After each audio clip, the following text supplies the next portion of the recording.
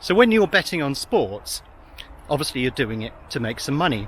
Wouldn't it be great if you could have a second income through that, a continuous stream of endless profits?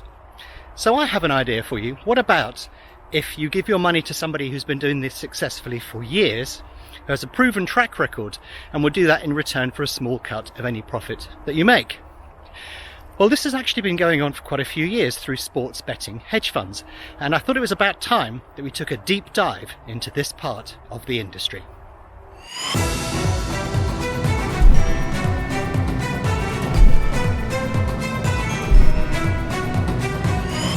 The Galileo Managed Sports Fund is the world's first sports betting hedge fund. Jonathan Kelly is a senior editor at Bloomberg Businessweek. He joins me now with more on the story.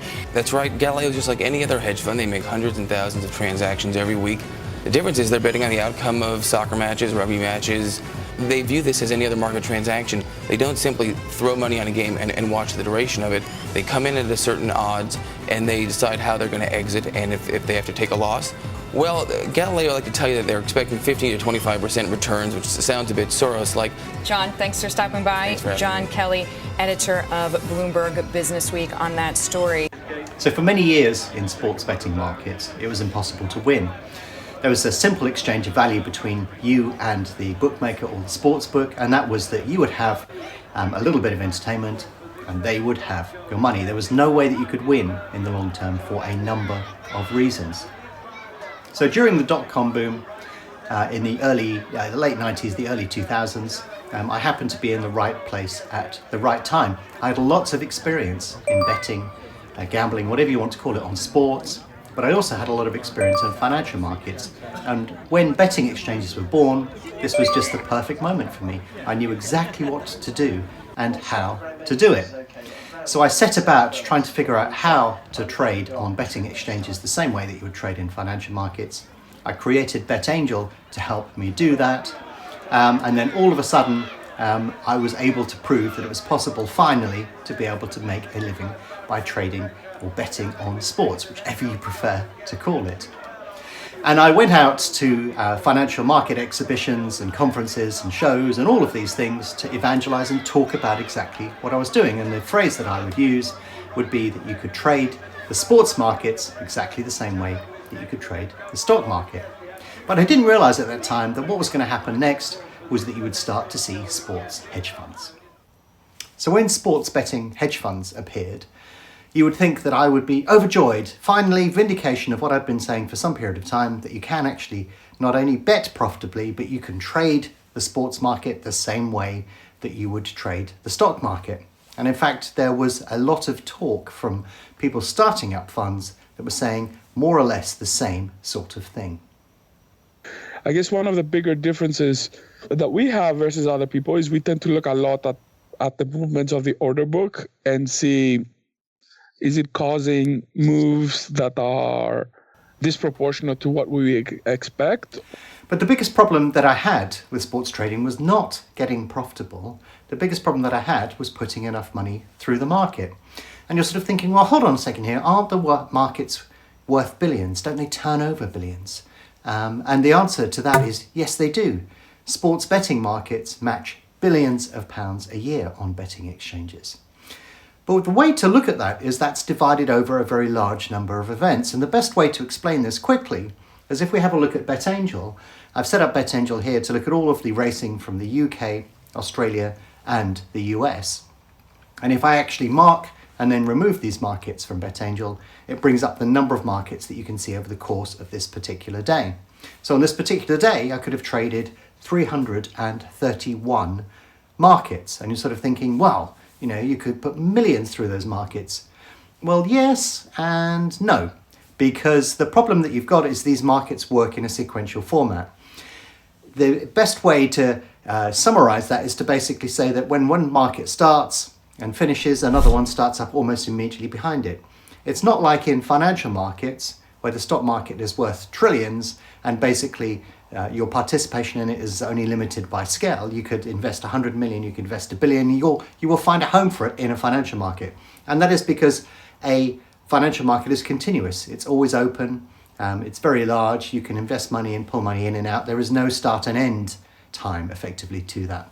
But on sports markets, you do have a start and finish time. And as a consequence, when we look at these 331 markets that we have on the screen here, what this is actually saying to us is that you have 331 markets, 331 discrete opportunities to participate in this market.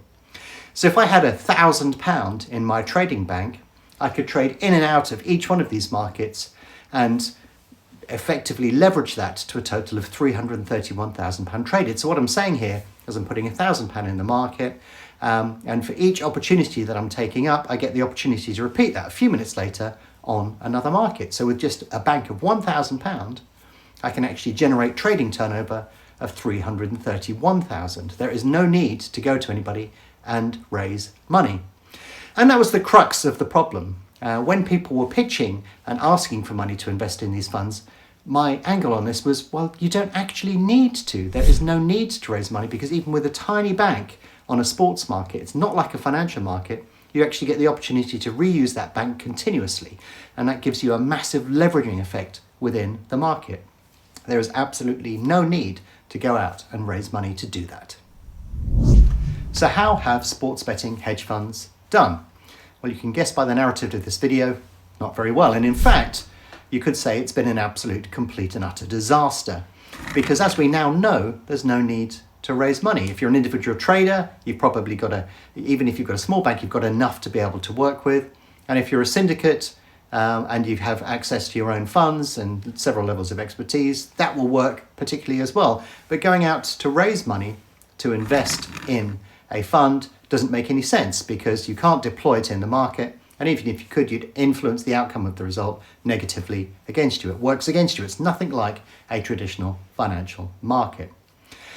And if we look at the very first self-styled sports betting hedge fund, which was the Centaur Group, or whatever they called themselves, that was a complete disaster. It didn't last very long, and they collapsed into administration.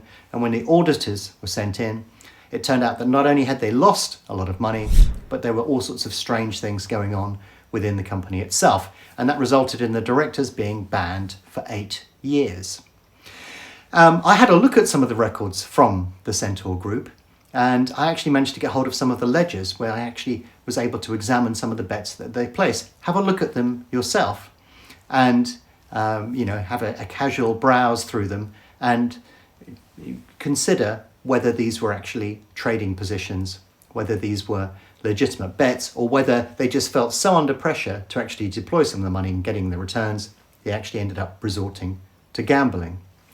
But ultimately they faced the same problem that everybody else has since. And the problem is, even though Centaur was a spectacular failure, the same narrative gets repeated time and time again for people to go and raise money and do things. So you get people who've worked in the city, who've worked in hedge funds, who fall into exactly the same sort of trap. And we had Stratagem Technologies that burst onto the scene quite a few years after Centaur, saying more or less exactly the same thing, and how are they going to totally change the whole space and how they were going to trade the stock market, the sports market, like the stock market, but they fell into exactly the same trap. When I looked at all of the accounts that they had when they finally were liquidated, you can actually see on the accounts how much money they actually raised through the balance sheet. And you can also see underneath that how much money was actually lost over the term that Stratagem Technologies were actually operating. So yeah, I've just given you 2 examples there, but there are actually loads of examples out there of people who've tried and done the same thing and fallen into the same trap. Fundamentally speaking, there's absolutely no reason that you would start a sports betting hedge fund.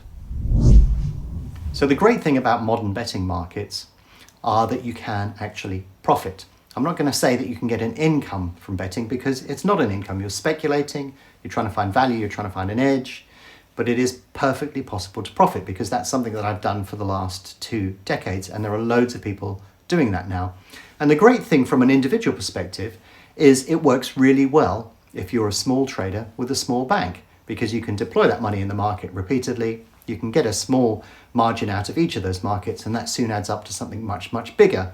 But if you are an institutional investor, it's just not going to work. The markets will not tolerate the money. You could trade just as well with £1,000 in your bank as somebody with £100,000 in their bank.